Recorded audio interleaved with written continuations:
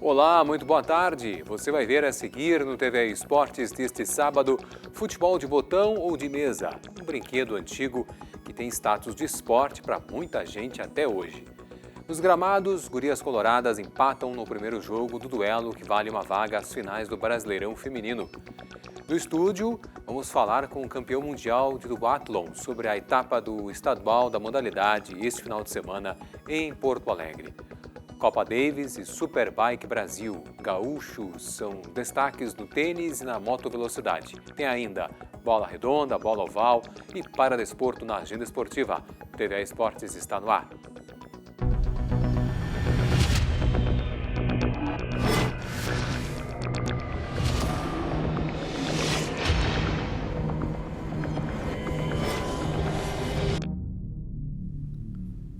Muito bem. A gente começa o programa de hoje com uma mistura de jogo e brinquedo que fez parte da nossa infância. É o futebol de botão, um tipo de competição que é considerada esporte por muita gente, e essa atividade, com tanta tradição, estrutura e adeptos aqui no estado, vem resistindo ao tempo e à concorrência virtual.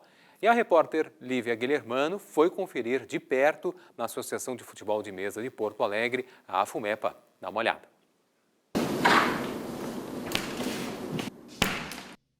Começa o jogo. As regras são parecidas com as do futebol de campo, mas aqui cada técnico pode fazer uma jogada por vez, com algumas exceções, como a falta, por exemplo, que dá direito a 2 toques. Em cada tentativa, o objetivo é levar a bola para o campo adversário. Se ela não chegar lá, o outro jogador pode fazer um chute a gol. Falta dentro da área é pênalti. Agora o Antônio vai arrumar o goleiro e eu vou posicionar o atacante e vamos ver se eu consigo fazer esse gol. Vamos lá.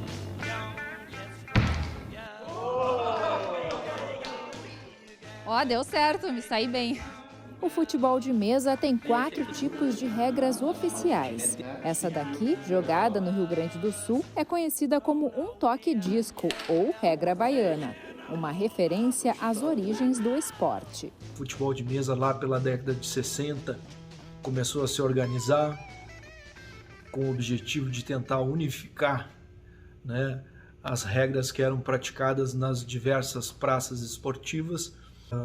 Em 1967, por iniciativa de baianos e gaúchos, nós tivemos consolidado então o regramento do que foi chamado de regra brasileira, que era uma união da regra que existia no Rio Grande do Sul com uma regra que era praticada em Salvador.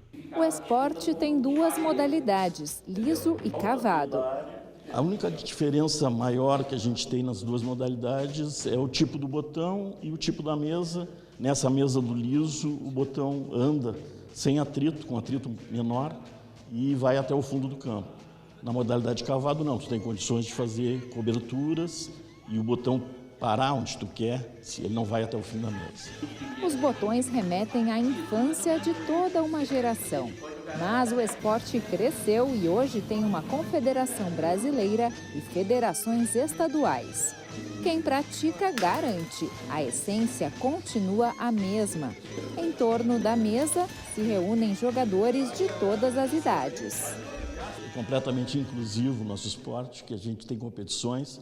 Inclusive, há pouco tempo a gente teve um jogo de um menino de 9 anos jogando contra um experiente de 81.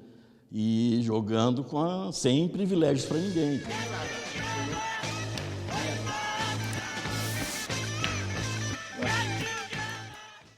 Da mesa para o campo. Inter e São Paulo empataram em 1-1 no primeiro jogo das semifinais do Campeonato Brasileiro de Futebol Feminino. A partida realizada na manhã do domingo no Beira-Rio foi muito disputada. As São Paulinas mostraram força logo aos 17 minutos do primeiro tempo. Cacau encontrou Rafa Travalão dentro da área. A camisa 33 finalizou sem chances para a goleira Maiara. Em desvantagem, o Inter começou a criar oportunidades para marcar. No começo da etapa final, depois do escanteio, Carlinha defendeu a primeira cabeçada, mas Lelê apareceu para fazer no rebote. Jogo de volta será em 12 de setembro, em Barueri. Outro empate leva a definição da vaga para os pênaltis. Quem vencer avança para enfrentar Corinthians ou Palmeiras. As corintianas ganharam o primeiro jogo por 2-1 e jogam por um empate. Neste sábado tem Grenal decidindo o Gauchão de Futebol Sub-20 com transmissão exclusiva aqui da TVE. Quer saber mais? Então se liga aí na agenda.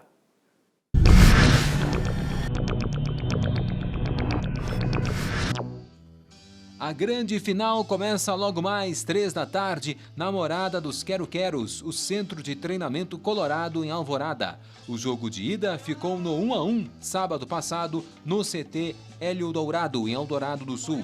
O time da casa saiu na frente aos 40 minutos. Cuiabano recebe lançamento e dispara de dentro da área.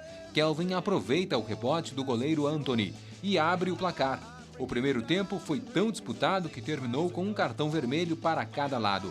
Na metade da etapa final, mais um gremista expulso. Na cobrança de falta, o goleiro Arthur deixa a bola escapar e Lucas Rayan não perdoa. Um novo empate neste sábado leva a decisão para os pênaltis. O Internacional é o atual tetracampeão gaúcho sub-20.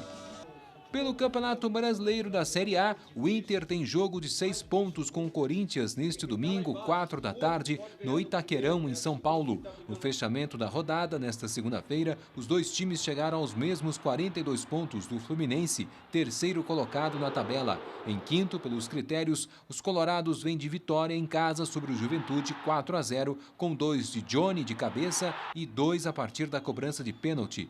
Wanderson aproveitando o rebote no final do primeiro tempo e Edenilson voltando a converter no último lance do jogo, fechando a goleada. Na lanterna, os caxienses recebem o Avaí às 4h30 deste sábado com 17 pontos e só 20% de chance de permanecer na elite da competição. A Terceirona Gaúcha está entrando na reta decisiva, com 4 times ainda na briga pelas 2 vagas na Série A2 de 2023. Bom, e também é hora de decisão na Conferência Sul do Campeonato Brasileiro de Futebol Americano. A rodada vai definir as posições finais na fase de classificação. Campeonato Brasileiro de Futebol Americano, Divisão 2. Neste domingo, 2 da tarde, o Carlos Barbosa Chimangos recebe o Juiz de Fora Imperadores de Minas Gerais em jogo válido pelas semifinais da competição. Em sua primeira participação em um certame nacional, a equipe da Serra Gaúcha se classificou para os playoffs com a segunda melhor campanha da fase regular do Brasileirão e 100% de aproveitamento. A última das 3 vitórias foi por WO sobre o Moca Destroyers de São Paulo, que desistiu do campeonato. Antes, o Chimangos superou o Criciúma Iron Tigers por 37-8 e o Curitiba Lions por 48-6. Com um novo triunfo na Sociedade Esportiva Cultural Palmeiras de Desvio Machado, a representação de Carlos Barbosa decide o título com o Guardian Saints do Paraná ou os mineiros do Pouso Alegre Gladiadores. Na rodada 12 da competição, o heptacampeão gaúcho Santa Maria Solders recebe na tarde de domingo no estádio Eucaliptus o já eliminado Bulldogs FA de Venâncio Aires. Atualmente, na 5ª colocação, com 2 vitórias e 1 derrota, os soldados são os favoritos e, em caso de triunfo, podem terminar no 2º lugar da conferência, que garante acesso direto à semifinal. Nessa fase, já está o forte Timbó Rex, equipe de Santa Catarina, que concluiu a sua participação com 100% de aproveitamento. Outro time gaúcho a entrar em campo no fim de semana é o União da Serra, que enfrenta fora de casa o Jaraguá Breakers. As duas equipes não têm mais chances de avançar no campeonato. Destaque ainda para o Porto Alegre Pumpkins, que também já sabe a classificação final. Sem mais jogos por disputar, o time laranja acabou na 6ª posição e agora só aguarda a definição do 3º colocado para conhecer o opositor numa das partidas de Wild Card. Copa do Mundo de Rugby Sevens. Brasil e Irlanda é um dos 8 confrontos que abrem o torneio feminino da competição na próxima sexta-feira na cidade do Cabo, África do Sul. As 8 seleções vencedoras disputam as quartas de final já no sábado. As Iaras, como são conhecidas as meninas do Brasil, derrotaram as irlandesas 6 vezes em 18 duelos oficiais. Quem passar, pega o Japão ou Fiji. Semifinais e final acontecem no domingo, dia 11, no Cape Town Stadium. Disputado a cada 4 anos desde 2009, o torneio feminino do Rugby World Cup Sevens é considerado o mais antigo da modalidade com organização da Federação Internacional de Rugby. As brasileiras jogaram todas as edições femininas e garantiram vaga vencendo o qualificatório sul-americano no ano passado com 3 gaúchas no time, a capitã Raquel Corran, Luísa Campos e Gabriela Lima, todas do Charrua Rugby Clube de Porto Alegre. Em 2018, nos Estados Unidos, as Iaras terminaram a última edição da Copa em 13º lugar. O Brasil não se classificou para a competição masculina. Agora o Paradesporto. A partir desta terça-feira até o final de semana, centenas de estudantes com deficiência física, visual e intelectual das regiões Sul e Sudeste e do Mato Grosso do Sul disputam em São Paulo a 3ª etapa regional das Paralimpíadas Escolares 2022. As competições de atletismo, natação, futebol de 5 e bocha serão realizadas no Centro de Treinamento Paralímpico em São Paulo. O mesmo local será a sede da fase nacional de 23 a 25 de novembro, reunindo os 3 primeiros colocados por categoria em cada modalidade nas 3 etapas. A primeira reuniu em Brasília estudantes das regiões Norte e Centro-Oeste de Minas Gerais. A segunda, em Natal, Rio Grande do Norte, jovens em idade escolar dos estados do Nordeste. Ao todo, os 3 eventos devem mobilizar em torno de 3.000 crianças e adolescentes. A gente faz agora um breve intervalo, mas já voltamos com mais esportes para vocês. Até daqui a pouco.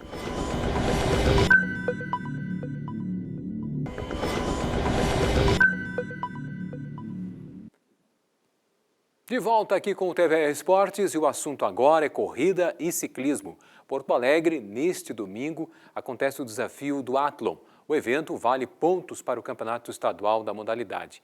Mais detalhes a gente vai ter agora com o triatleta profissional, embaixador da competição, Frank Silvestrin, que a gente conversou esta semana. Veja como foi. Frank, obrigado pela atenção com a gente aqui no TVE Esportes, falar um pouquinho sobre essa prova, sobre esse evento, e que é um evento histórico. É um divisor de águas quase daqui para frente, depois de uma pandemia, depois de um longo tempo sem provas aqui, grandes provas aqui na capital. Mas, primeiramente, obrigado pela oportunidade de divulgar também outros esportes, assim como o ciclismo, o duatlon, o triatlon. E o duatlon, ele é quase uma categoria do triatlon. Então, para aquelas pessoas que desejam fazer triatlon, estão querendo começar no triatlon, elas começam muitas vezes pela bike, pela corrida, para depois, mais na frente, colocar a natação como mais um esporte. Então, o duatlon é uma combinação de corre, pedala e corre. E nesse domingo, dia 4, a gente vai estar aqui na Diário, o cartão postal da cidade, na hora do Guaíba. Então, para os atletas, isso vai ser um privilégio, né? A prefeitura está apoiando o evento, né? Então, está dando, a Secretaria de Esportes de Porto Alegre está apoiando também, a EPTC. Então, a gente vai estar com a Diário de Notícias fechada para um grande evento. Então, vai se tornar aquilo ali quase que um autódromo, né, a Diário, as 2 pistas, os 2 lados vão estar acontecendo o evento. Começa pelo duatlon e depois tem as largadas do ciclismo. Muito bem. Aproximadamente quantos atletas, porque na verdade são várias categorias que vão estar ali, né? Convidando crianças também, adolescentes, tudo isso, né, vai acontecer nesse evento, né? Perfeito, é uma manhã inteira simultaneamente acontecendo isso. O duatlon, categoria adulto, mini duatlon, uma distância menor também para adultos, o duatlon kids, que imagina, está no lúdico da criança pedalar, ganhar a bicicleta. Acho que a bicicleta é quase que o primeiro grande presente, sonho de toda criança. Então, crianças com 3, 4, 5, 6 anos podem ir para lá, os pais podem levar suas crianças para participarem, num circuito bem lúdico, para apresentar o esporte para elas de uma forma muito legal. E às 9h30, então, o Kids, e depois vai estar acontecendo a prova de ciclismo também para mais ou menos uns 100 atletas. Então, a gente está falando de 250 atletas, mais ou menos, entre duatlon, o Kids e o ciclismo. Temos a chancela também da Federação de Ciclismo, que está apoiando o evento também de ciclismo, justamente para plantar uma sementinha para a gente trazer para Porto Alegre. Porto Alegre que já foi capital de volta ciclística, volta do Rio Grande do Sul, volta internacional de ciclismo, e a gente quer, sim, trazer essa cultura de novo. Pois é, essa cultura, ela se perdeu, existe uma razão, talvez? Tu disseste, ao longo dos teus 20 anos, 20 e poucos anos aí de campeonatos e sendo um competidor profissional de ciclismo, do duatlon, enfim, quanto tempo o capital não recebia grandes eventos de ciclismo? Eu diria que mais de 5 anos, com certeza, próximo de 10 anos que a gente não vê um evento tão grande aqui dentro, né? No nosso eixo aqui, acontecendo no miolo aqui de Porto Alegre. Mas é difícil pontuar a razão do porquê não termos tantas provas, né? Por que ficou tanto tempo sem provas grandes. Mas e é por ciclo. E eu vejo agora o ciclismo é uma modalidade que vem crescendo muito no mundo inteiro. A gente vê a bicicleta não só como meio de transporte, mas as pessoas fazendo esporte ciclismo. Então, é um momento para aproveitar. A gestão hoje pública nunca, né, esteve de portas tão abertas para nos receber, os órgãos, a prefeitura, a IPTC. Então, vamos aproveitar o momento e não olhar muito para os problemas e vamos tentar resgatar e trazer de volta grandes provas de ciclismo, duatlon e triatlon. Nós que temos o Rio Guaíba aqui, e, né, estamos cercados de belezas naturais. Então, esse é o grande objetivo. Só para a gente ter aqui uma ideia, será corrida, 5 km, 20 km de ciclismo e 2,5 km de corrida, né? Esse são o duatlon. O duatlon. Depois tem o mini duatlon, que daí, é 2,5 de corrida, 10 de ciclismo bike, e 2,5 de corrida, é isso, né? E o duatlon de Kids E o duatlon Kids ele vai estar numa distância bem curtinha de 100 metros pedala, 100 metros corre, 100 metros pedala, 100 metros corre.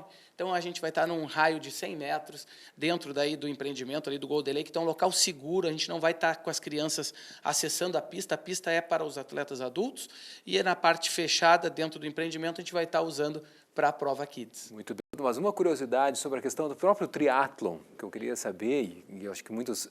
A preparação ela é diferenciada para, por exemplo, o duatlon, o triatlon, e outra questão. Por exemplo, no frio, as pessoas que forem participar, elas têm necessidade de uma preparação diferenciada? A gente está num estado que tem muito frio, então não temos uma tradição muito grande de levar as crianças para nadar e começar a natação como esporte, né? Então, a gente tem que quebrar isso primeiro, porque a natação tem tantos benefícios fisiológicos que os pais deveriam, ao contrário, deveriam levar os filhos para nadar desde pequeno, mas principalmente pela segurança. Nadar para sobreviver, né? Para poder também desfrutar das belezas quando adulto. Então, os pais deveriam estar apresentando a natação para poder, no futuro também, quem quiser fazer triatlon. Então, hoje, a natação do triatlon ela é normalmente em rios, em mares, então é um ambiente diferente. Então, o maior desafio da natação é tornar o triatleta, o nadador, tranquilo com aquele ambiente que é o mar, né? Que é o lago, que é a água escura. A gente vai estar com um dia maravilhoso previsto, né? Temperatura de 20 graus, então, claro que a gente tem uma oscilação, mas a temperatura vai estar muito boa. Então, os atletas, eles normalmente estão com roupas muito confortáveis de lycra, né? Para facilitar um pouco também essa troca da corrida para a bike. Capacete, né, obrigatório, os acessórios todos de ciclismo. Muitos vão estar pedalando de sapatilha, né? No ciclismo a gente usa uma sapatilha. Então, é um enxoval que está junto com o atleta que faz o ciclismo ou o duatlon. Muito bem. As informações estão aí na tela, na Federação Gaúcha de Triatlon.org.br. Frank, olha, muito obrigado pela gentileza. Eu que agradeço. Tá bom, sucesso sempre. A gente vai ficar de olho aí na prova e também futuros eventos. Um grande abraço. Obrigado. A gente segue aí em duas rodas agora para falarmos de motovelocidade. Domingo passado, o Circuito Paulista de Interlagos foi palco da 6ª etapa do Superbike Brasil. O piloto Pedro Sampaio, aqui do estado, chegou em 2º lugar, mas se mantém na liderança do Campeonato Brasileiro. A disputa pelo primeiro lugar foi intensa na principal pista do país, entre o vencedor, o argentino Ramiro Gandola, e o atual campeão, Pedro Sampaio. Largando na pole position, El Gladiador conseguiu resistir aos ataques do piloto de Bento Gonçalves durante as 10 voltas da corrida e garantiu a 3ª vitória da temporada. Na bandeirada final, menos de 1 segundo separaram os 2 primeiros colocados. Ramiro estava muito constante na prova. Acho que eu perdi um pouquinho de tempo para passar o Rafa, daí ele abriu uma certa vantagem, depois tentei correr atrás do prejuízo, mas ele foi sempre constante, ele não cometeu erros. E nas últimas voltas eu estava com um desgaste do pneu bem grande, estava me esforçando muito para buscar Ramiro, mas não consegui. Mas tudo bem, agora estou feliz pelo meu desempenho, acho que eu briguei até o final, não desisti nunca. e agora continuar com esse espírito até o final do ano. Ainda tem muito chão pela frente, espero conseguir minha revanche em Potência. Na classificação, Pedro Sampaio tem agora 104 pontos, enquanto Ramiro Gandola soma 79. A sétima das 10 corridas do ano está marcada para o Circuito Mineiro de Potenza, no dia 25 de setembro. Tênis. O gaúcho Rafael Matos é a principal novidade da seleção brasileira que vai encarar Portugal este mês na Copa Davis.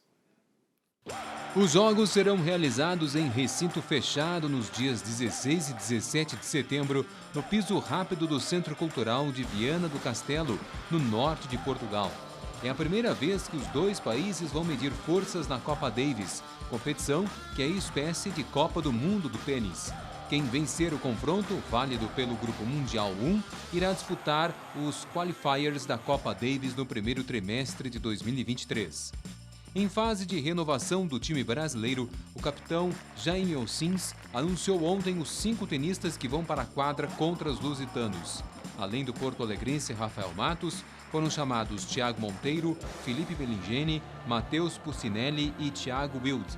Especialista em duplas, Matos está no melhor momento da carreira. Nos rankings de duplas é o número 2 do Brasil e o 38º na classificação mundial. No currículo, ele tem 5 títulos ATP 250, 4 deles conquistados este ano.